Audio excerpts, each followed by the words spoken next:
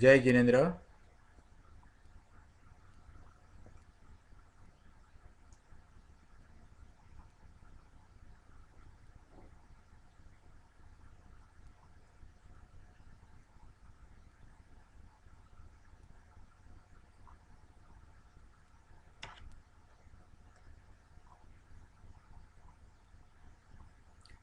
મંગલાચરણ કરી અને આપણે સમયસારનો સ્વાધ્યાય શરૂ કરીએ છીએ.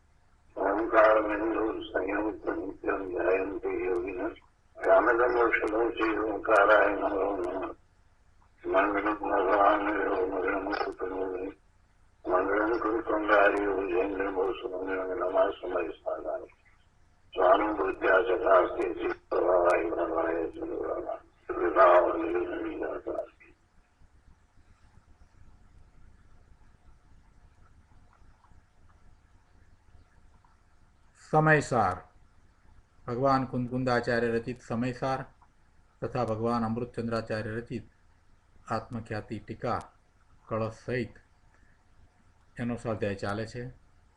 એમાં મોક્ષ અધિકાર ચાલે છે. મોક્ષ અધિકારની ગાથા 301, 302, 303 એનો સ્વાધ્યાય આપણે કરી રહ્યા છીએ. આ ગાથાનો અર્થ, ટીકા અને ભાવાર્થ કર્યા છે. અને આ ગાથા ઉપર પૂજ્ય ગુરુદેવ કાનજી સ્વામીએ આપેલ પ્રવચનના કેટલાક અંશ કર્યા છે. હવે વધારે બાકીના અંશ કરીએ તે પહેલાં ગાથાનું સહેજ પુનરાવર્તન કરીએ. ગાથામાં એ વાત આવી કે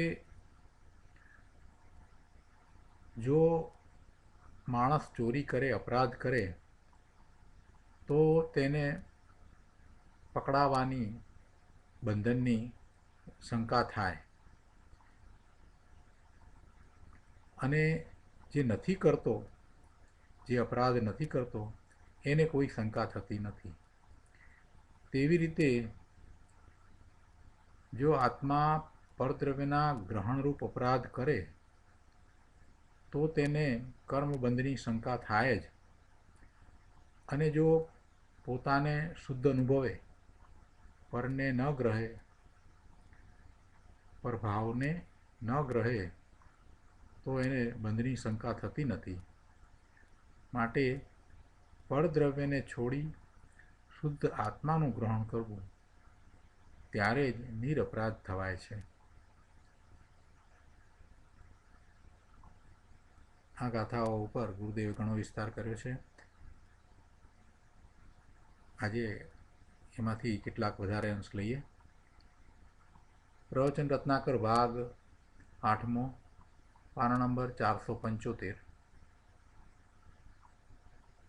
એમાં આપણે એ વાત કરી કે અરિહંત પરમાત્માને જેમાંથી અનંત જ્ઞાન અને અનંત આનંદ પ્રગટ અંદર થાય છે, એવી જ્ઞાન અને આનંદની શક્તિ જેવી અરિહંત પરમાત્માને પ્રગટ થઈ છે, એવી જ્ઞાન અને આનંદની શક્તિ દરેક આત્મામાં શક્તિ રૂપે પડી છે. આત્મામાં પૂર્ણ એવી શક્તિ પડી છે. એ ક્યાંયથી બહારથી આવતી નથી, પરંતુ અંદર એ શક્તિ વિદ્યમાન છે. એ શક્તિ પડી છે અને એ શક્તિ અરિહંત દશામાં પ્રગટ થાય છે. એટલે જે જીવ એવો પુરુષાર્થ કરે છે, એ એવા જ્ઞાન, આનંદ, સુખ, શાંતિનો અનુભવ કરે છે, એને એ બધું પ્રગટ થાય છે. પણ એ બધું અંદરમાં પડ્યું છે તો પ્રગટ થાય છે, એ કંઈ બહારથી આવતું નથી, એમ ગુરુદેવનું કહેવું છે.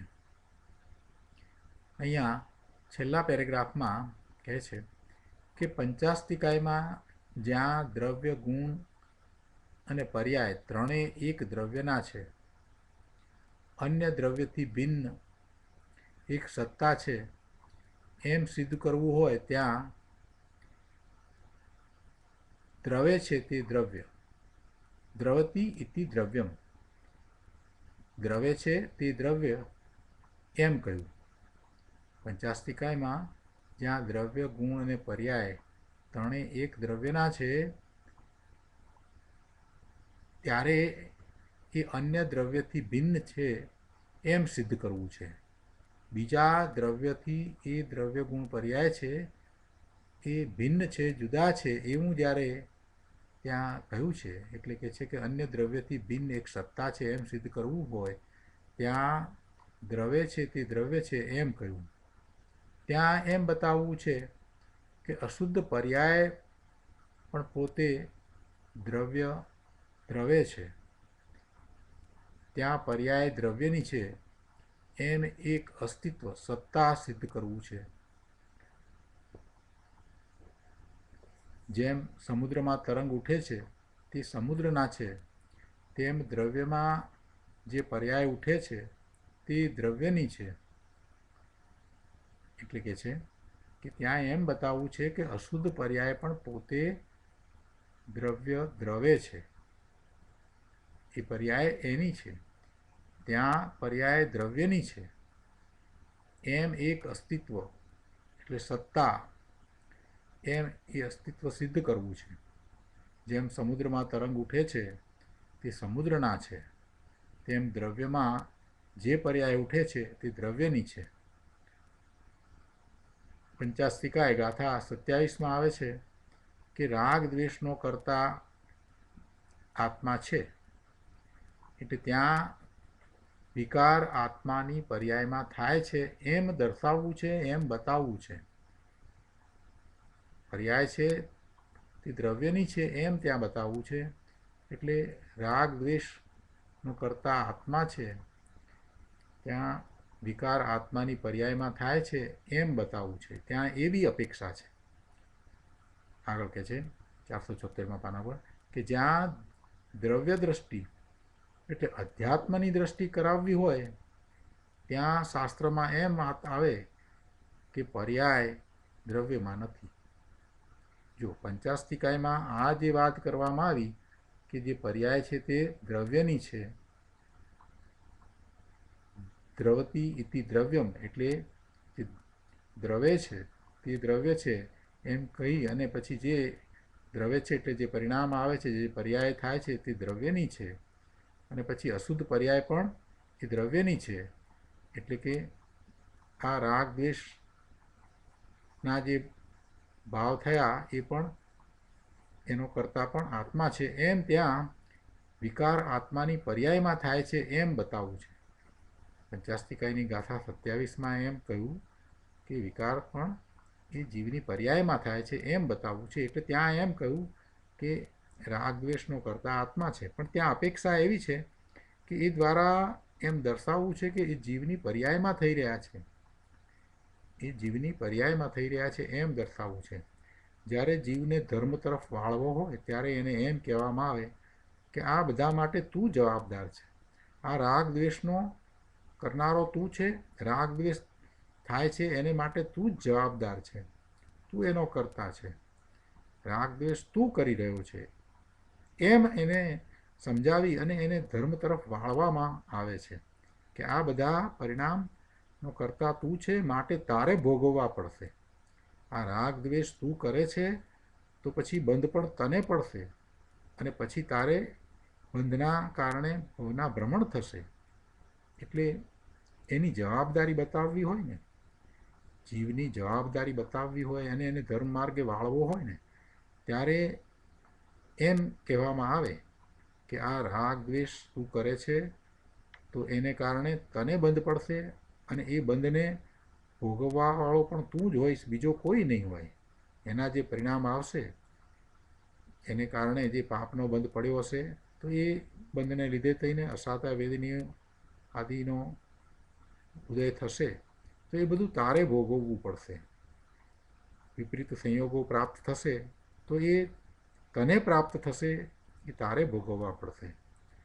એટલે રાગ દ્વેષનો કરતા તું છો, જવાબદાર પણ એને માટે તું જ છો, અને તારા પરિણામ છે એને કારણે જે બંધ પડે છે એ તને પડે છે, અને એના ઉદયો પણ તારી સમીપમાં આવશે એટલે તારે જ એ બધા દુઃખ ભોગવવા પડશે. આમ કહી અને જીવને ધર્મ તરફ વાળવામાં આવે છે. ધર્મ તરફ વાળવો છે ત્યારે એને એમ સમજાવવામાં આવે છે કે રાગ દ્વેષનો કરતા તું છો, આત્મા છે. એટલે કે વિકાર આત્માની પર્યાયમાં થાય છે એમ ત્યાં દર્શાવવામાં આવે છે, એવું સમજાવવામાં આવે છે.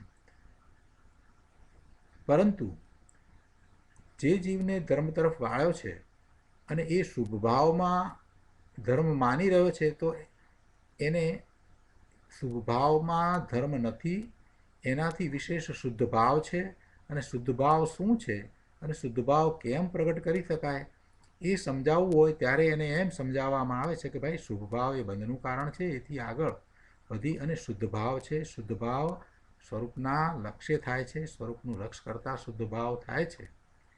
તો કહે છે કે સ્વરૂપનું લક્ષ્ય કેવી રીતે કરવું, સ્વરૂપનો વિષય કેવો છે, કેવી રીતે છે તે એ સમજાવવું છે. એટલે કે પોતાને સમ્યક દર્શન કરવું છે ત્યારે દ્રષ્ટિનો વિષય કેવો શુદ્ધ છે, દ્રષ્ટિનો વિષય નિર્મળ શુદ્ધ કેવો છે એ જ્યારે સમજાવવું હોય ત્યારે એમ કહેવામાં આવે કે દ્રષ્ટિનો વિષય ભગવાન આત્મા તો ત્રણેય કાળે શુદ્ધ છે, એ તો પર્યાય રહિત છે, મલિનતા રહિત છે, એ તો પરમ શુદ્ધ છે. અને એવા પરમ શુદ્ધ પદાર્થ, એવા ભગવાન આત્માનું લક્ષ્ય કરતાં એમ ધ્રુવ તરફ ઢળતા વિતરાગી પર્યાય થાય છે. એટલે જ્યાં દ્રવ્ય દ્રષ્ટિ કરાવવી છે, અધ્યાત્મની દ્રષ્ટિ કરાવવી છે,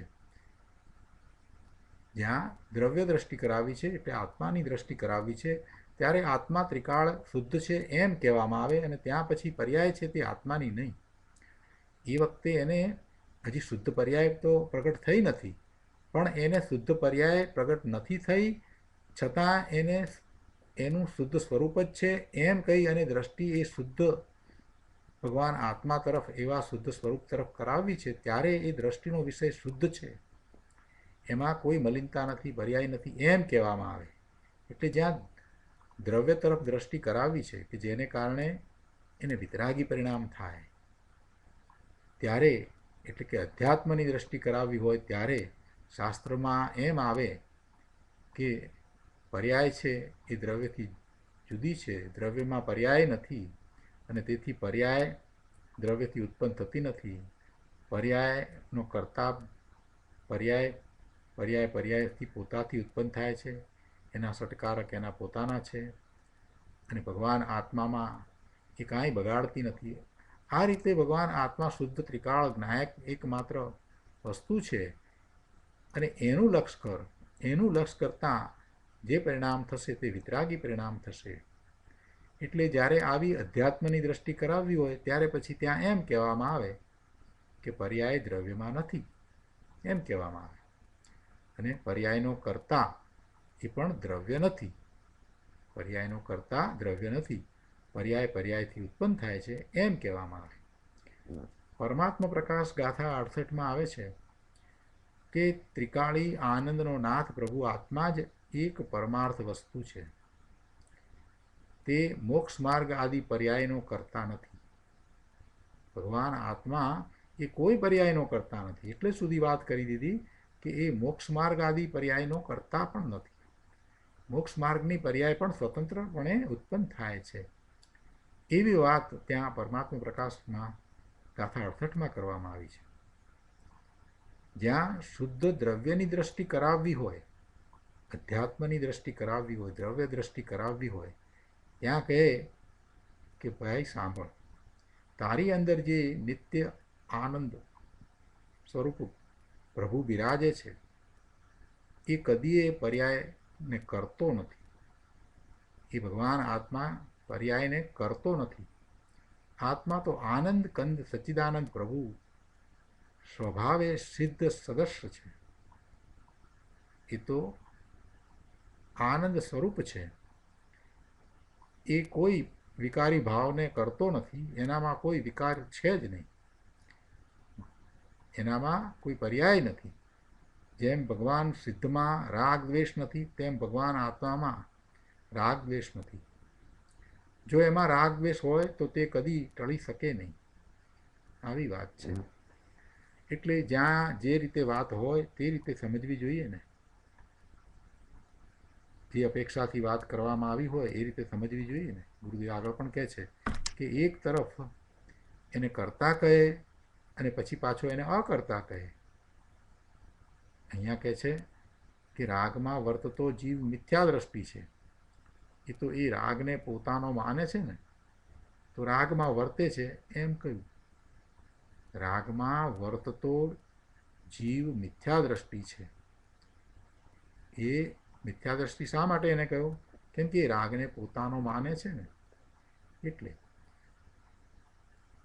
રાગમાં વર્તે છે એમ કહ્યું.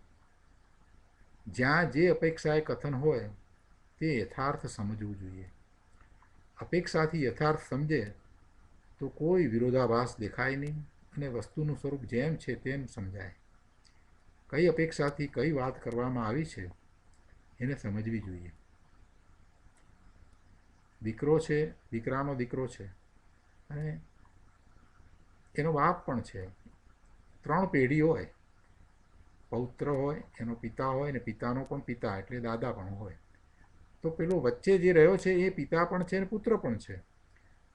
એ એના પિતાની અપેક્ષા એ પુત્ર છે અને એના પુત્રની અપેક્ષા એ પિતા પણ છે. વચ્ચે રહેલો છે એ 40 વર્ષનો છે, એનો છોકરો છે તે 10 વર્ષનો છે, એનો બાપ છે તે 70 વર્ષનો છે. તો જે 40 વર્ષનો વ્યક્તિ છે એ પુત્ર પણ છે અને પિતા પણ છે. તો એમાં કંઈ વિરોધાભાસ નથી આવતો. આપણે સમજીએ છીએ કે જે 10 વર્ષનો પુત્ર છે એની અપેક્ષાએ આ 40 વર્ષનો પિતા છે અને એ 40 વર્ષનો પિતા છે એ એના પિતા જે 70 વર્ષના છે એની અપેક્ષાએ એ એનો પુત્ર છે. એટલે એમાં ક્યાંય કોઈ રીતે વિરોધાભાસ આવતો નથી. અપેક્ષાને સમજીએ તો ક્યાંય વિરોધાભાસ નથી. એકની એક વ્યક્તિને 2 સંબંધ હોઈ શકે? શા માટે ન હોય? એ પિતા પણ થાય, એ પુત્ર પણ થાય. પણ અપેક્ષા, કઈ અપેક્ષાથી વાત કરવામાં આવે છે તે સમજવું જોઈએ. કોની અપેક્ષાએ એને પિતા કહ્યો, કોની અપેક્ષાએ એને પુત્ર કહ્યો. એટલે ત્યાં તો આપણને સમજવામાં કોઈ વાંધો આવતો નથી. પણ અહીંયા શાસ્ત્રની વાતને સમજવી હોય ત્યારે આપણને એમ થાય કે આ તો બધું વિરોધાભાસી લાગે છે. ઘણાને એમ થાય કે કૃપાળુદેવની વાતમાં અને ગુરુદેવની વાતમાં તો વિરોધાભાસ દેખાય છે. પણ પ્રભુ કઈ અપેક્ષાએ કોણે કેવી રીતે વાત કોને માટે કરી છે એ જો સમજવામાં આવે તો ક્યાંય વિરોધાભાસ નહીં લાગે. એટલે અહીંયા ગુરુદેવે આપણને એ વાત સમજાવી કે જો આ શાસ્ત્રમાં આ રીતે વાત કરવામાં આવી છે ત્યારે આ અપેક્ષા છે, બીજા શાસ્ત્રમાં બીજી રીતે વાત કરવામાં આવી છે ત્યારે બીજી અપેક્ષા છે. એટલે જે રીતે જે અપેક્ષાથી જે કથન કરવામાં આવ્યા હોય એને એ અપેક્ષાથી સમજવા જોઈએ, તો ક્યાંય વિરોધ ના આવે. આ વાત છે. એટલે જ્યારે જ્યારે વિરોધ લાગે ત્યારે વિચાર કરવાનો કે આમાં વિરોધ શા માટે લાગે છે. જ્ઞાની પુરુષોની, 2 જ્ઞાની પુરુષોની વાતમાં વિરોધ તો હોય નહીં. એટલે આ જ્ઞાની પુરુષોએ આ વાત કઈ અપેક્ષાથી કોને સમજાવી છે અને પેલા જ્ઞાની પુરુષે એમની એ વાત કઈ અપેક્ષાથી કોને સમજાવી છે એનો જરાક વિચાર કરવા દે. એમ કરી અને આપણે જો વિચાર કરીએ તો બધું સહેલું સરળ થઈ જાય છે. ક્યાંય વિરોધાભાસ આવતો નથી. અહીંયા કહે છે કે જે કોઈ જીવ પુણ્ય પરિણામ મારા તે મેં કર્યા છે અને એ મારું કર્તવ્ય છે એમ માનતો અશુદ્ધતામાં વર્તે છે તે અપરાધી છે. મૂળ ગાથામાં અશુદ્ધતામાં વર્તતો થકો એ અપરાધી થાય છે એમ વાત લીધી છે ને.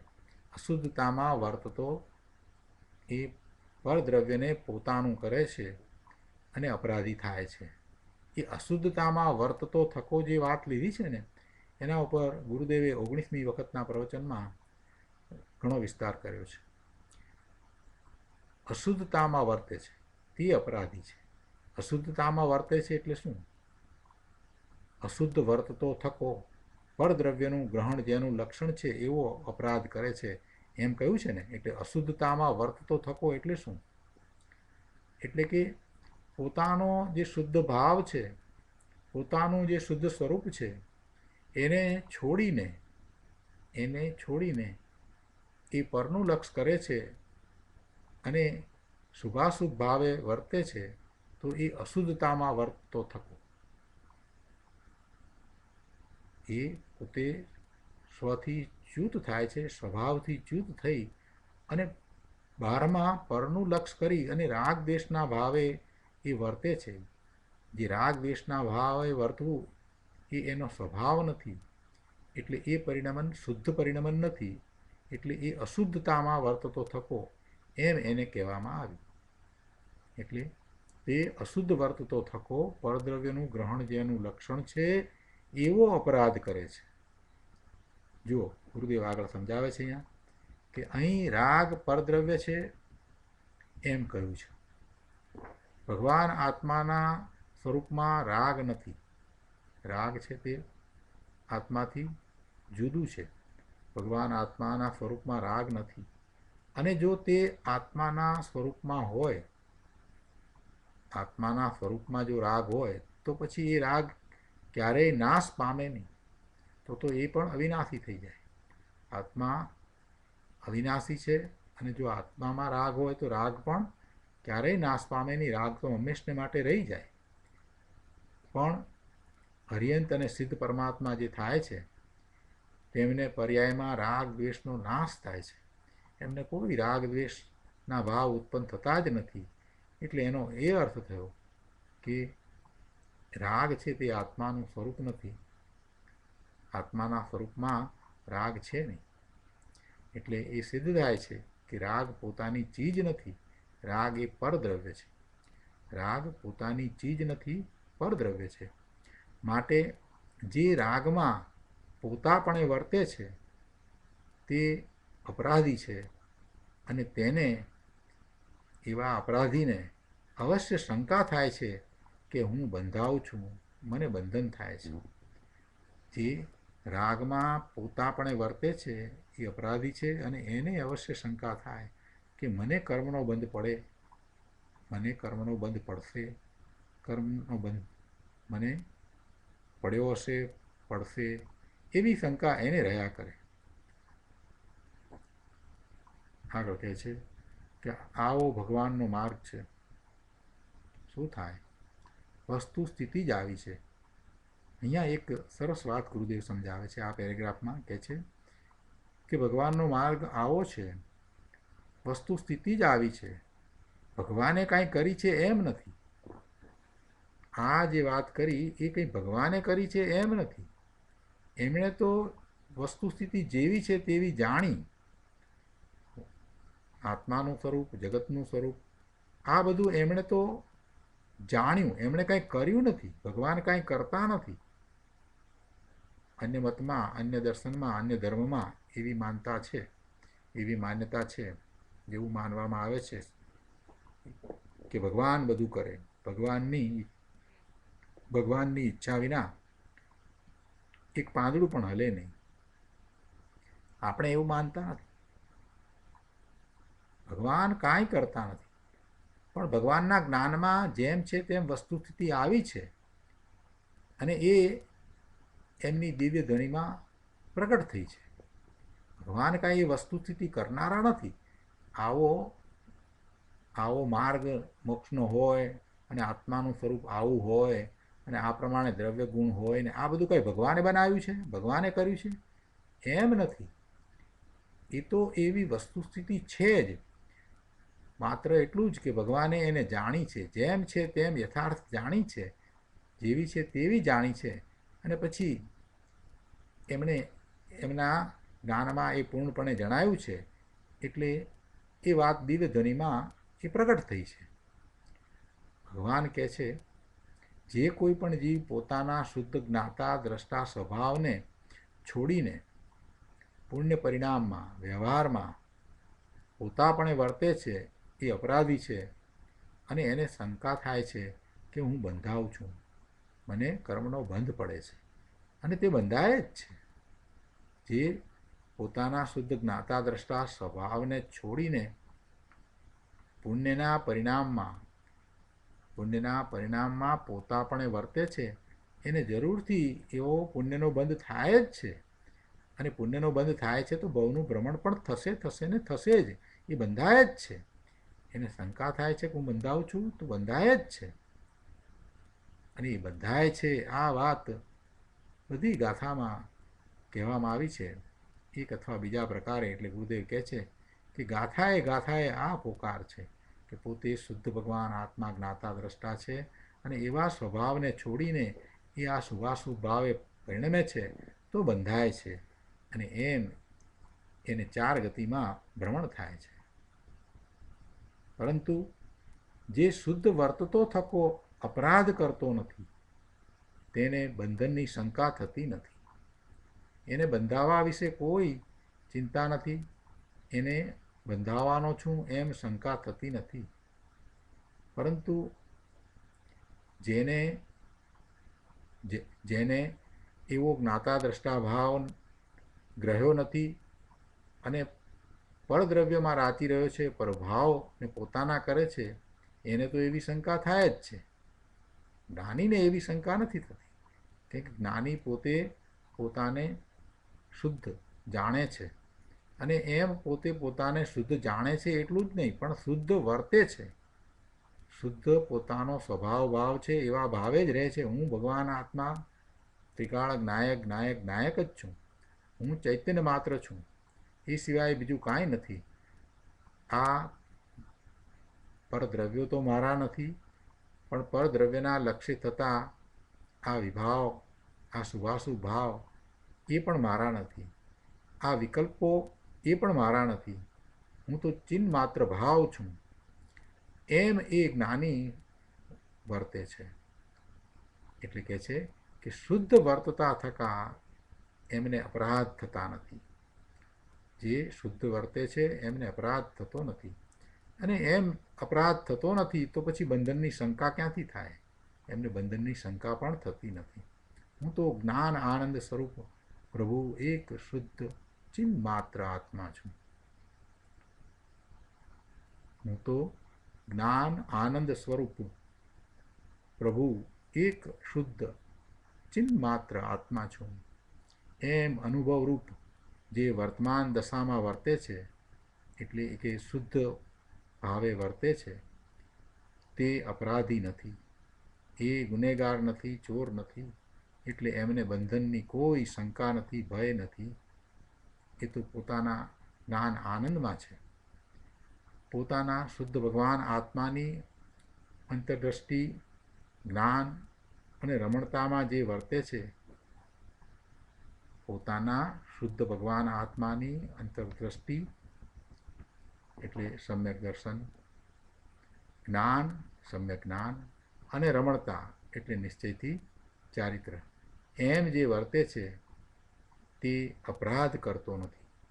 અર્થાત જેવો આત્મા વસ્તુએ શુદ્ધ છે એવો પર્યાયમાં શુદ્ધ વર્તતો થકો નિર્મળ રત્નત્રય રૂપ પરિણમે છે, તે નિરપરાધ છે. કોણ નિરપરાધ છે એની અહીંયા વ્યાખ્યા કરી.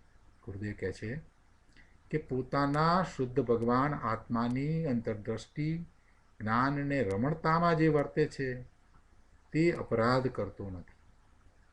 એનો અર્થ એ થયો કે જેવો આત્મા વસ્તુ સ્વરૂપે શુદ્ધ છે એવો પર્યાયમાં શુદ્ધ વર્તતો થકો નિર્મળ રત્નત્રય રૂપ પરિણમે છે. નિર્મળ રત્નત્રય રૂપ પરિણમે છે એટલે કે સમ્યક દર્શન, સમ્યક જ્ઞાન, સમ્યક ચારિત્ર રૂપ પરિણમે છે, અને તે નિરપરાધ છે, અપરાધ વિનાનો છે, અને એને બંધનની કોઈ શંકા થતી નથી. એવો નિયમ છે. જો આ નિયમ છે એમ કહ્યું એટલે કે આ સિદ્ધાંત કહ્યું. આવો સિદ્ધાંત છે. સિદ્ધાંત એટલે જે સિદ્ધ થયું છે તે સિદ્ધાંત છે. અનંત જીવો એ કેવળ જ્ઞાન પ્રગટ કર્યું અને સિદ્ધ થયા. એ આ માર્ગે સિદ્ધ થયા છે, આ રીતે જ સિદ્ધ થયા છે. એ નિર્મળ રત્ન રૂપ પરિણમીને એ સિદ્ધ થયા છે. શુભાશુભ ભાવે પરિણમીને કોઈ સિદ્ધ થતું નથી.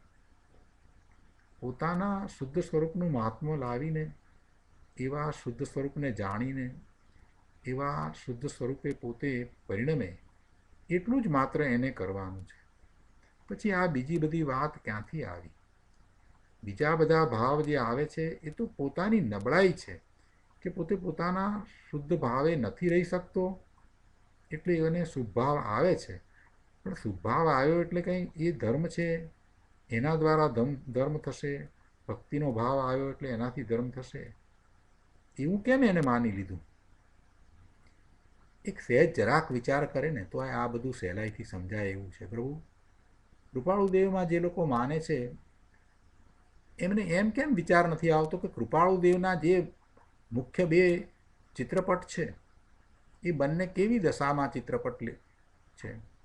બંનેમાં એ ધ્યાનની દશા છે.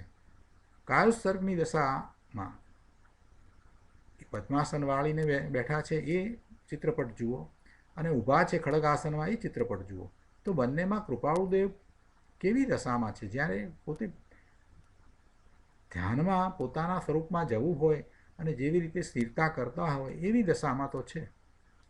તો એ ઉપરથી પણ એમને કેમ એમ વિચાર નથી આવતો કે કૃપાળુદેવ જો આ કરી રહ્યા છે તો એ શા માટે કરી રહ્યા હોય? જો ભક્તિ કરતાં જ જો મુક્તિની પ્રાપ્તિ થવાની હોય તો કૃપાળુદેવને ભક્તિ કરતાં દર્શાવવા જોઈએ. પણ એમના જે ચિત્રપટને આપણે જોઈએ છીએ એ ભાવવાહી ચિત્રપટ છે, એને જોઈએ છીએ તો એ કાંઈ મંજીરા વગાડતું કે ભક્તિ કરતું કે ગીતો ગાતું એવું ચિત્રપટ નથી, કે કતાર હાથમાં લઈને વગાડતા હોય એવું ચિત્રપટ નથી. બીજા કેટલાય સાધુ સંતોના એવા ફોટા દોરવામાં આવે છે કે જેમાં એ એવું કંઈક કરતા હોય. તમે અન્ય મતના જે સાધુ સંતોના ફોટાઓ જુઓ તો એમાં એવી રીતે વાત હોય, ભક્તિ કરતા હોય, ગાતા હોય, નાચતા હોય, એવા બધા પણ ચિત્રપટ હોય છે. પણ કૃપાળુદેવનું ચિત્રપટ તો કેવું છે? એ તો કાયોત્સર્ગની દશા છે.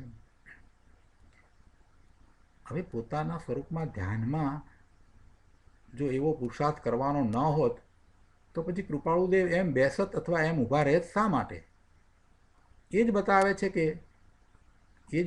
છે કે ભક્તિ કરતાં સ્વરૂપમાં જવાતું નથી. જો ભક્તિ કરતાં સ્વરૂપમાં જવાતું હોત તો કૃપાળુદેવ ક્યારેય એવી રીતે બેઠા જ ન હોત કે એવી રીતે ખડગાસનમાં ઊભા રહ્યા જ ન હોત. બહુ શાંત ચિત્તે વિચારવાની જરૂર છે. કોઈએ જોયા કૃપાળુદેવને એવી રીતે ભક્તિ કરતાં મંજીરા વગાડતા કે ખંજરી વગાડતા કે નાચતા કોઈએ જોયા? એમના સંપર્કમાં આવેલામાંથી કોઈએ એમ કહ્યું છે કે કૃપાળુદેવ આ રીતે ભક્તિ કરતા હતા? ના, કોઈએ નથી કહ્યું. કૃપાળુદેવ તો પોતાના અંતરમાં સ્થિરતા કરતા હતા એમ જ આવે છે. એમની અંતરંગ દશાના વિશે આપણે જ્યારે વાંચીએ છીએ ત્યારે પણ એમ જ આવે છે કે શું થાય છે, અંતરમાં શું થાય છે એની જ વાત આવે છે. તો પછી આ ખોટી શુક્રા નકામી ચર્ચાઓ લઈને બેસી ગયા છે અને ગીતો ગાયા કરે છે. કૃપાળુદેવનો ફોટો જોઈને એમની જેવી દશા છે, એમની એવી જે દશા છે એનો વિચાર કરે અને એમનું એ રીતે અનુકરણ કરે તો એ કરવા જેવું છે. ગીતો ગાવાથી કાંઈ થવાનું નથી. પ્રભુ આત્મસિદ્ધિ ગાવા માટે નથી, આત્મસિદ્ધિ આત્મસાત કરવા માટે છે. આત્મસિદ્ધિ આત્મસાત કરવા માટે છે. અહીંયા કહે છે કે એવા નિર્મળ રત્નત્રય રૂપ પરિણામ જ્યારે થાય છે ત્યારે એ સિદ્ધિ થાય છે. કેવી સિદ્ધિ થાય છે? એ મોક્ષ માર્ગની સિદ્ધિ થાય છે, એ નિરપરાધની સિદ્ધિ થાય છે. અને જેને એવી નિરપરાધની સિદ્ધિ થાય છે એને બંધનની શંકા થતી નથી, એવો સિદ્ધાંત છે, એવો નિયમ છે. બહુ સુંદર વાત કરી દીધી. માટે ઉપદેશ આપે છે કે માટે સર્વથા સર્વ પારકા ભાવોના પરિહાર વડે શુદ્ધ આત્માને ગ્રહણ કરવો. શું ઉપદેશ આપ્યો? કે માટે સર્વથા સર્વ પારકા ભાવોના પરિહાર વડે શુદ્ધ આત્માને ગ્રહણ કરવો. કારણ કે એમ થાય ત્યારે જ નિરપરાધપણું થાય છે, ત્યારે જ એવી સિદ્ધિ થાય છે. સર્વ પારકા ભાવો જે ચૈતન્ય ભાવથી જુદા છે તે બધા જ ભાવો પરભાવ છે, પારકા ભાવ છે. અને એ બધાનો પરિહાર કરવો એટલે એ બધાને છોડવા, એને ત્યાગવા. અને કેવી રીતે ત્યાગવા? તો કે સર્વથા ત્યાગવા. એમાં ક્યાંય અંશ માત્ર પણ રુચિ ન રહી જાય એમ ત્યાગવા. પરભાવને એમ ત્યાગી શકાય ખરા? કેવી રીતે ત્યાગાય? કેવી રીતે ત્યાગ કરવો? બહુ સહેલું છે. રસ્તો પણ એમણે બતાવ્યો છે કે સ્વભાવ ભાવનું વલણ કર, સ્વરૂપનું મહાત્મ્ય લાવ, અને એવા તારા સ્વભાવ ભાવે થા એટલે સહજ રીતે એ પરભાવો છૂટી જશે, પરનું વલણ છૂટી જશે. સ્વરૂપનું મહાત્મા આવે એટલે બધું સહેલું થઈ જાય. પોતાનું સ્વરૂપ સિદ્ધ સમાન છે એમ જ્યારે તીર્થંકર ભગવાન કેવળી ભગવાનના જ્ઞાનમાં આવ્યું છે, એમ દિવ્ય ધ્વનિમાં આવ્યું છે કે હે જીવ, તારું સ્વરૂપ પણ સિદ્ધ સમાન શુદ્ધ છે, તું શક્તિ અપેક્ષાએ સિદ્ધ સમાન જ છો. તો પછી હવે શુક્રા શંકા કરીને રહ્યો છે? પોતાના એવા સિદ્ધ સમાન શુદ્ધ સ્વરૂપને એ માની કેમ નથી લેતો? એને કેમ એ સ્વીકારતો નથી? એનું મહાત્મા એને કેમ આવતું નથી કે પોતે સિદ્ધ સમાન શુદ્ધ છે? એવું મહાત્મા કેમ એને આવતું નથી? જો એવું મહાત્મા આવે તો પછી એનો પ્રયત્ન એ તરફનો થાય કે એવા મારા શુદ્ધ સ્વરૂપને હવે હું પ્રગટ કરું. પેલી વાર્તા છે ને કે એક રાજાએ બીજા રાજા ઉપર ચડાઈ કરી અને એને હરાવ્યો અને એને મારી નાખ્યો. એ રાજા જે મરી ગયો એની રાણી એના નાના પુત્રને લઈને જંગલમાં ચાલી ગઈ, અને પછી એ નાનો પુત્ર 2-3 વર્ષનો પુત્ર હશે એ જંગલમાં ઉછર્યો, ભીલ સાથે ઉછર્યો, અને ભીલની સાથે ભીલના છોકરાઓની સાથે રમતો, અને એ એમ જ માનતો કે પોતે પણ ભીલ છે. પણ જ્યારે એ પુખ્ત વયનો થયો અને એને જ્યારે કહેવામાં આવ્યું કે તું કાંઈ ભીલ નથી, તું તો રાજકુમાર છો, અને આ પાસેનું જે રાજ છે એ રાજ તારું છે, તારા પિતાનું રાજ છે, તું તો એનો રાજકુમાર છો. આટલી વાત જ્યારે એની માતાએ એને કહી તો એનું લોહી, ક્ષત્રિયનું લોહી, એ રાજ લોહી ઉકળી ઉઠ્યું કે હું રાજકુમાર છું અને આ મારું રાજ છે, મારા પિતાશ્રીનું રાજ છે, તો હું જરૂર એને પાછું મેળવીશ. હું રાજકુમાર છું. એ દિવસથી એ ભીલ મટી ગયો, એ રાજકુમાર થઈ ગયો, અને પછી બધું જ બળ, બધું જ જોર એણે પોતાના રાજને પ્રાપ્ત કરવા માટે લગાવી દીધું. એવી રીતે જ્યારે આપણને એમ કહેવામાં આવે કે તું સિદ્ધ સમાન છો, તું સિદ્ધ સમાન છો, તો પછી બધું જ વીર્ય પોતાના સિદ્ધ સમાન સ્વરૂપની પ્રાપ્તિ માટે આપણે કેમ નથી લગાવી દેતા? એક વખત એવો નિર્ણય થઈ ગયો કે ખરેખર હું સિદ્ધ સમાન છું, ભગવાનના જ્ઞાનમાં આવ્યું, હવે બીજા કોઈ સર્ટિફિકેટની પ્રભુ જરૂર જ નથી. હવે શુક્રા શંકા કરવાની રહે છે? કોઈ શંકાને સ્થાન જ નથી. હું સિદ્ધ સમાન છું તો છું, મારું શુદ્ધ સ્વરૂપ છે તો છે, અને ભગવાનના જ્ઞાનમાં આવ્યું પછી એના ઉપર હવે મારે બીજા કોઈ પાસેથી કાંઈ જાણવાની કે કોઈ પાસે નક્કી કરવા જવાની જરૂર જ નથી. એ ભગવાનના જ્ઞાનમાં આવેલી વાત છે ને સંતોએ આપણને એ વાત જણાવી છે. સંતોને કોઈ અસત્ય બોલવાનું પ્રયોજન નથી.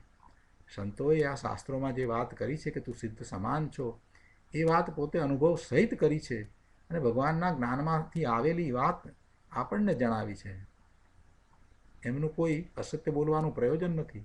તો પ્રભુ એવો સ્વીકાર કરી લઈએ કે મારું શુદ્ધ સ્વરૂપ છે, અને એમ કરી અને સિદ્ધ સમાન સ્વરૂપ છે એમ કરી અને મહાત્મા લાવીએ તો પછી આખી વાત બદલાઈ જાય છે. કરી રે હું સિદ્ધ સમાન અને હું આ શું કરી રહ્યો છું? મને આ બધું શોભે છે? આ હું મારા શુદ્ધ સ્વરૂપને ક્યાં હું રખડાવી રહ્યો છું? આ હું ક્યાં રગદોડી રહ્યો છું? આવા સિદ્ધ સમાન મારા શુદ્ધ સ્વરૂપને હું આ માટીમાં રાખી રહ્યો છું? આ જળ માટીની અંદર હું મોહિત થઈ ગયો છું? આ હું શું કરી રહ્યો છું? હું ભગવાન આત્મા ચૈતન્ય મહાપ્રભુ છું, અંદરમાં સુખનો સાગર છું, જ્ઞાનનો દરિયો છું, અને આ હું શું કરી રહ્યો છું? આ રાગ દ્વેષના ભાવ મને ક્યાં છે? એ મારું સ્વરૂપ નથી. આ વાત ગુરુદેવે તો આત્મસાત કરી હતી, એટલે વારંવાર એ જ વાત દરેક ગાથાના પ્રવચનમાં આવી જાય છે. દરેક વખતે એની એ વાત કેમ આવે છે? કેમ કે પોતે આત્મસાત કરી, અનુભવી, અને એટલે પછી એ વાત આવે છે કે તું સિદ્ધ સમાન છો ભાઈ, તું ભગવાન છો. ગુરુદેવે આપણને ભગવાન કહ્યા, પણ એ પોતે પોતાને ભગવાન અનુભવી અને પછી કહ્યા છે કે આ બધા બેઠેલા છે તે મારા જેવા જ ભગવાન છે. આપણને પુરુષાર્થ કરાવવા માટે કહ્યું છે. પોતાના સ્વરૂપનું મહાત્મા લાવી અને પુરુષાર્થ કરવાનો છે. પોતે શુદ્ધ સમાન શુદ્ધ છે તો પોતાના શુદ્ધ સ્વરૂપને એ કેમ પ્રાપ્ત કરવાનો પુરુષાર્થ કરતો નથી? એને અંદરમાંથી કેમ એવું જોર નથી આવતું? ક્યાં એ અટકાયો છે. ક્યાં? કોના દ્વારા એ અટકાયો છે? કોઈના દ્વારા અટકાયો નથી. કોઈએ એને અટકાવ્યો નથી. એ જાતે જ મૂંઢતા કરી રહ્યો છે. એ જાતે જ મૂંઢતા કરી રહ્યો છે. અનાદિનો મૂંઢતા કરી રહ્યો છે. આ મૂંઢતા જ્યાં સુધી છોડશે નહીં અને પોતાના સિદ્ધ સમાન સ્વરૂપનું મહાત્મ્ય લાવી અને એની પ્રાપ્તિનો જે પુરુષાર્થ નહીં કરે ત્યાં સુધી એ દુઃખી જ છે, દુઃખી જ રહેશે. માટે સર્વ ભાવ જે પોતાના સ્વભાવ ભાવથી વિપરીત ભાવ છે, જે ચૈતન્યના ભાવ નથી, અનેક પ્રકારના ભાવ છે, એવા સર્વ ભાવને સર્વથા પારકા માનીને જેમ પારકી વસ્તુને સહજ રીતે છોડી દે છે, સહજ રીતે આપી દે છે, એમ એ સર્વ ભાવોને સર્વથા પારકા માનીને એને છોડીને પોતાના શુદ્ધ સ્વરૂપને ગ્રહણ કરવું. અને એમ થાય ત્યારે જ નિરપરાધપણું થાય છે. ગુરુદેવ કહે છે આનો વિસ્તાર કરતા કે આત્મા જે વસ્તુ છે તે સચ્ચિદાનંદ સ્વરૂપ પ્રભુ શુદ્ધ ચિદાનંદ કંદ છે. ચિદ આનંદ કંદ છે. સચ્ચિદાનંદ સ્વરૂપ ભગવાન આત્મા શુદ્ધ છે. તેમાં કર્મના નિમિત્તથી ઉત્પન્ન થતા આ હિંસા, જૂઠ, ચોરી આદિ પાપના ભાવો અને આ દયા, દાન આદિ પુણ્યના ભાવો, એ બધા ભાવો, એ સર્વ ભાવો પરદ્રવ્ય છે, એ પરભાવો છે. એ આત્માના ભાવ નથી, એ મારો સ્વભાવ નથી.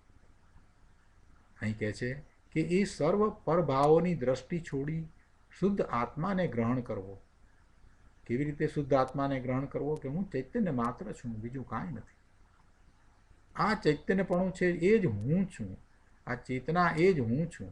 આ જ્ઞાન દર્શન ચેતના એ જ હું છું. એ જ મારું સ્વરૂપ છે, એ જ હું છું. એમ શુદ્ધ આત્માને ગ્રહણ કરવો એટલે કે શુદ્ધ આત્મામાં જ દ્રષ્ટિ લગાવવી, તેને જ જ્ઞાનનું જ્ઞેય બનાવવું. ભગવાન આત્મા પોતે એને જ જ્ઞેય બનાવવું. પોતે જેનું જ્ઞાન કરી રહ્યો છે પરનું, ત્યાંથી દ્રષ્ટિ ખસેડીને પોતા તરફ દ્રષ્ટિ કરવી. પોતે ભગવાન આત્મા છે, એને જ્ઞેય બનાવીને એનું જ્ઞાન કરવું.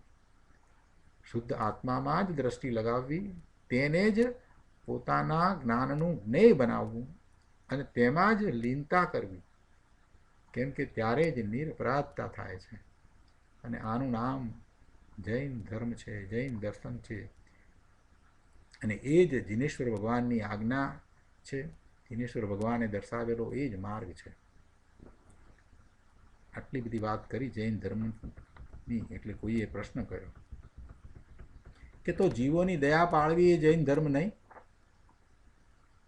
જીવોની દયા પાળવી એ જૈન ધર્મ નહીં? ભાઈ, જીવોની દયાનો જે વિકલ્પ આવે છે, જીવની દયા પાળે ત્યારે ખરેખર કરે છે એ શું? કોઈ જીવની દયા પાળે, એ બચાવવાનો પ્રયત્ન કરે તો કંઈ કરે શું? એ તો ભાવ કરે. એ તો ભાવ જ કરે છે. બાકી શરીર કંઈક ક્રિયા કરતું હોય તો એ શરીરની ક્રિયાનો એ કરતા નથી. શરીર એના કારણે ક્રિયા કરે. એ દોડીને બચાવવા જાય, દાખલા તરીકે એમ બને, તો એમાં એણે તો ભાવ કર્યો, બીજું શું કર્યું? એ વખતે જો એનું શરીર એવી ક્રિયા કરી શકે એવું સક્ષમ હોય તો એ બચાવી શકે, નહીંતર એ દોડી શકે નહીં અને પેલાને બચાવી ના શકે. માત્ર ભાવ કરે. એટલે એ તો ભાવ થયો. પેલો જીવ બચવો કે ન બચવો એ વાત તો એના પુણ્ય પ્રમાણે છે. એનું આયુષ્ય હશે ત્યાં સુધી એ તો રહેવાનો છે, બચવાનો જ છે. જો એનું આયુષ્ય નહીં હોય તો કોઈ એને બચાવી શકવાનું નથી. એને એ શરીરથી છૂટા પડવાનું હશે તો એ છૂટો પડશે. પણ જીવની દયાનો વિકલ્પ આવે ના આવે એમ નથી. અને જે ધર્મના માર્ગમાં છે એને એવા શુભ ભાવ આવે, એવા શુભ વિકલ્પ આવે છે. એવો વિકલ્પ આવે છે. પણ એ વિકલ્પ જે છે એ કંઈ આત્માનો પોતાનો સ્વભાવ નથી, એમ અહીંયા તો સમજાવવું છે. વિકલ્પ ન લાવવો એવી કોઈ વાત નથી. એવો વિકલ્પ આવ્યા વિના રહેતો જ નથી. સમ્યક દ્રષ્ટિ જ્ઞાની ધર્મીને પણ એવો વિકલ્પ આવે, એ વખતે એવો જ વિકલ્પ આવે. દયાનો જ વિકલ્પ આવે, એને વ્રતનો જ વિકલ્પ આવે. સમ્યક દ્રષ્ટિ જ્ઞાનીને એવા જ વિકલ્પ આવે. છતાં એને એ ધર્મ માનતો નથી કે ના બસ આ કર્યું એટલે હવે મને મુક્તિ મળી જશે, એ મારું સ્વરૂપ છે, એ મારો સ્વભાવ છે, એમ એ માનતો નથી. અથવા તો એને એમ નથી કે આના દ્વારા મને લાભ થાય છે. આના દ્વારા મને પ્રતિષ્ઠા મળે છે, આના દ્વારા મને પુણ્યનો બંધ પડે છે, એટલે મારું ભવિષ્ય ઉજ્જવળ થાય છે, એવી કોઈ એની માન્યતા નથી. એને બદલે એને તો કેવી માન્યતા હોય છે કે એવો વિકલ્પ આવ્યો છે તો આવ્યો છે, શુભભાવ છે, અને એ શુભભાવ આવ્યો એ વખતે શરીરની ક્રિયા પણ એવી એને અનુરૂપ થઈ જાય અને જીવ પેલો બચવાનો હોય તો બચી જાય, તો પણ એને આમ અભિમાન નથી કે મેં એને બચાવ્યો. એ જીવ બચવાનો તો એટલા માટે એ બચ્યો છે કેમ કે હજી એનું આયુષ્ય બાકી હતું, અને મને અહીંયા વિકલ્પ આવ્યો એ શુભભાવ છે, એ મારો ભાવ નથી, એ શુભભાવ છે. એનાથી જુદો હું ભગવાન આત્મા શુદ્ધ છું, હું ત્રિકાળ નાયક છું, મારા સ્વરૂપમાં કોઈ શુભ કે અશુભ ભાવ થાય એવો ગુણ નથી, એટલે એના કોઈ એ અભિમાન પણ કરતો નથી. એને એવો વિકલ્પ ના આવે એવી વાત નથી, એને વિકલ્પ આવે, અને વિકલ્પ આવે એટલું જ નહીં, પણ એની એ જે વખતની જેવી યોગ્યતા છે એ પ્રમાણે કાર્ય પણ થતું દેખાય, છતાં પણ જ્ઞાનીને એનું કરતા પણ હોતું નથી. બસ આટલી વાતને સમજવાની છે. જીવની દયા ન પાળવી, મરતો હોય તો ભલે મરી જાય એવો ભાવ કોઈ દિવસ જ્ઞાનીને આવે જ નહીં. એનો જે જીવવાનો હશે તો જીવશે, નહીં જીવવાનો તો નહીં જીવે, એવો ભાવ જ્ઞાનીને એ વખતે આવતો જ નથી. એને શુભભાવ જ આવે કે એ કેમ કરીને બચે, એવો જ ભાવ આવે. એટલે જ્યારે આમ કહેવામાં આવે કે શુભભાવ છે એ એનો ત્યાગ કરવો, એનો અર્થ એમ નથી, એનો અર્થ એવો નથી થતો કે એને શુભ ભાવના સ્થાને એને ઊંધો વિચાર કરવો, એવો તો કંઈ અર્થ થતો નથી, એવો તો કોઈ ઉપદેશ આપ્યો નથી.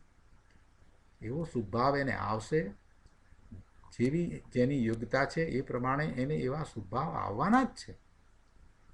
પણ અહીંયા તો એ સમજાવવું છે કે એ શુભભાવને તું ધર્મ માનીને બેઠો તો એ તારી ભૂલ છે. એ શુભભાવ ભલે આવ્યો, પણ એ શુભભાવ કાંઈ ધર્મ નથી, એ ભાવ જ આત્માનો નથી, એ પરદ્રવ્ય છે, પરભાવ છે, અને તેને ગ્રહણ કરવો તે અપરાધ છે. ગ્રહણ કરવો એટલે કે એવો શુભભાવના સ્થાને કે ભલે મરતો હોય તો મરે એવો અશુભ ભાવ લાવવો, એમ કહેવાનો આશય નથી. અહીંયા તો પરભાવ છે, એને ગ્રહણ કરવો એ અપરાધ છે. એટલે કે એ શુભભાવ મારું સ્વરૂપ છે, એ શુભભાવ મારું સ્વરૂપ છે, એ શુભભાવના સ્વામી થવું, એ શુભભાવ એ સારો છે એમ માનવું, શુભભાવ મને લાભદાયી છે એમ માનવું, શુભભાવ ધર્મનું કારણ છે એમ માનવું, એ અપરાધ છે. પરંતુ એના સ્થાને શુભભાવ આવ્યો છે તો એ વખતે હું શુદ્ધ ભાવમાં નથી રહી શકતો અને બહારમાં આવ્યો છું, પરનું લક્ષ્ય થયું છે, તો શુભભાવ આવ્યો છે. એટલી મારા પુરુષાર્થની નબળાઈ છે કે હું શુદ્ધ ભાવમાં, આત્મધ્યાનમાં પોતાના સ્વરૂપે રહ્યો નહીં, બહારમાં આવ્યો તો આ શુભભાવ આવ્યો, અને એ શુભભાવ છે. અને પછી જે કંઈ કાર્ય થાય છે એનો પણ હું સ્વામી નથી, અને એ શુભભાવ મારો સ્વભાવ નથી, એટલે એનો પણ હું સ્વામી નથી. એમ એનો ભાવ હોય, એનું નામ પરભાવને છોડ્યો, એનું નામ પરદ્રવ્યને છોડ્યું, પરદ્રવ્યને ન ગ્રહણ કર્યું.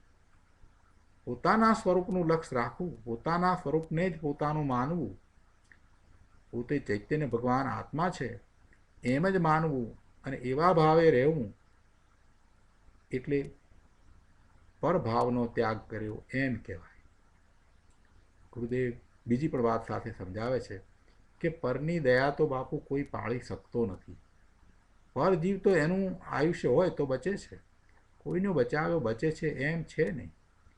છતાં હું બીજાને બચાવી શકું છું એમ માને તો મિથ્યાત્વ છે.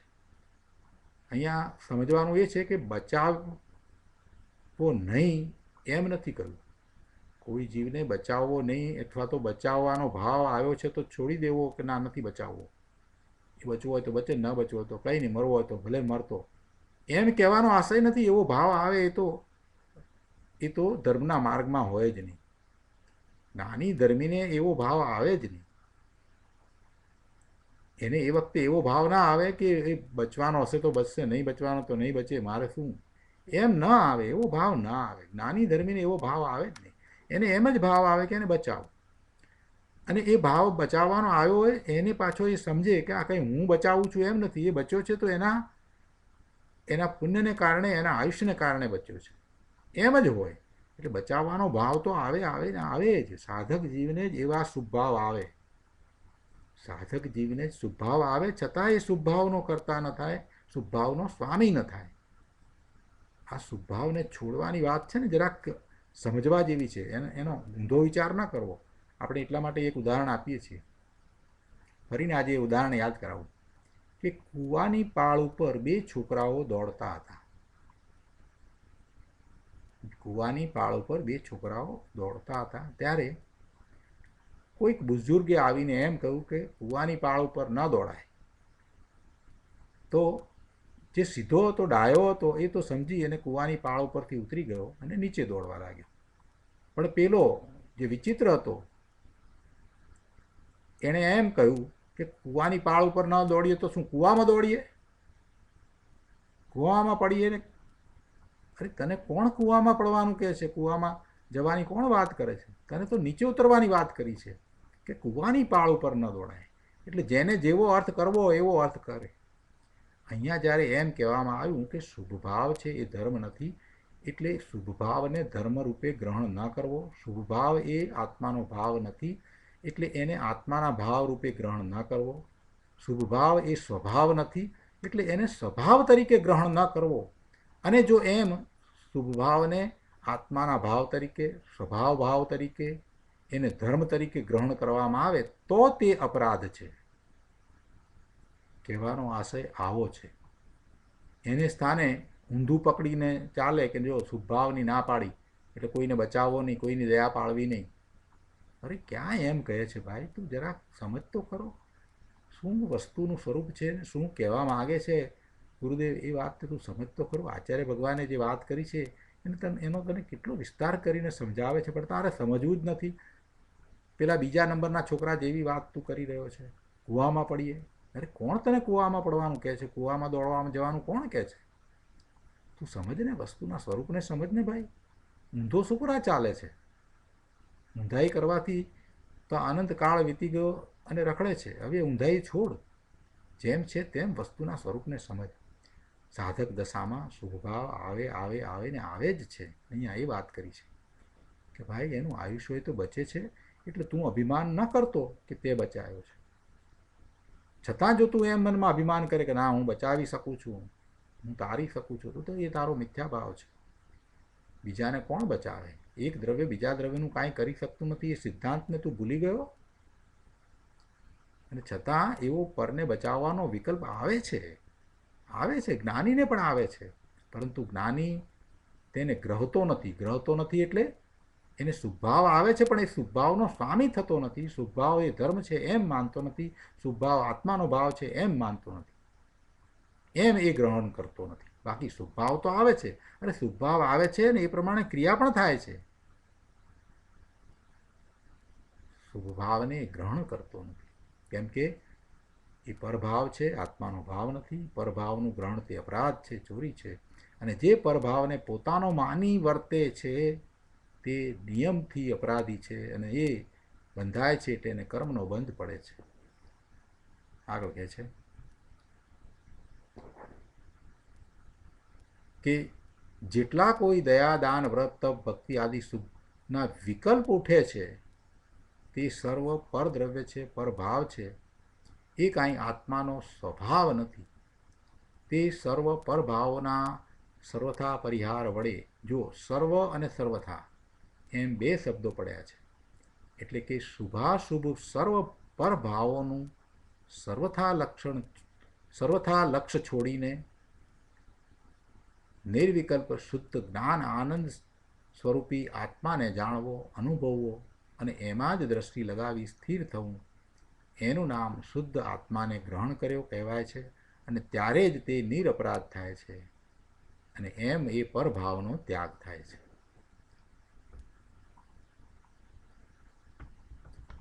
ભાવાર્થમાં કોઈ વિશેષ વાત બાકી રહેતી નથી. લગભગ બધું આવી ગયું છે, એટલે આપણે છેલ્લા પેરેગ્રાફની વાત કરીએ. ગુરુદેવ કહે છે કે લ્યો, શુભ ભાવ કરતાં કરતાં નિરપરાધ થવાય એમ નહીં, પણ સર્વ શુભ ભાવનું પણ સર્વથા લક્ષ્ય છોડીને પોતાના શુદ્ધ એક ચૈતન્ય ભાવને ગ્રહણ કરવાથી નિરપરાધ થવાય છે. એમ કહે છે, જુઓ આ નિરપરાધ થવાની રીત, આ નિરપરાધ થવાની રીત. તો હવે શુભ ભાવને કઈ રીતે છોડવો એનો અર્થ શું થાય એ વાત હું ધારું છું કે આપણે ઘણી સારી રીતે ગુરુદેવ પાસેથી સમજી શક્યા છીએ. આજે આ ગાથા અહીંયા પૂરી થાય છે. આજનો સ્વાધ્યાય પણ આપણે અહીંયા સુધી રાખીએ છીએ.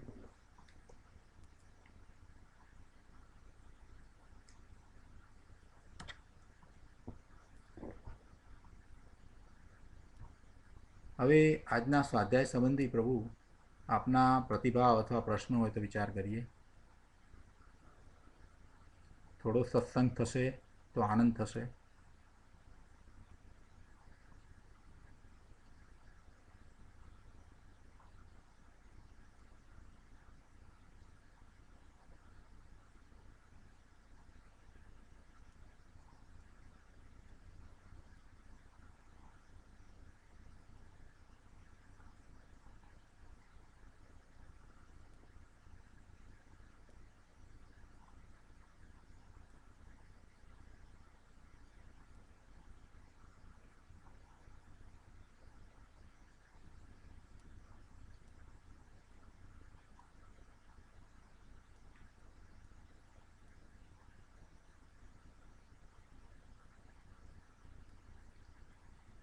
પ્રતિભાવ અથવા પ્રશ્ન નથી તો આપણે સુખધામ બોલી અને આજનો સ્વાધ્યાય પૂરો કરીએ.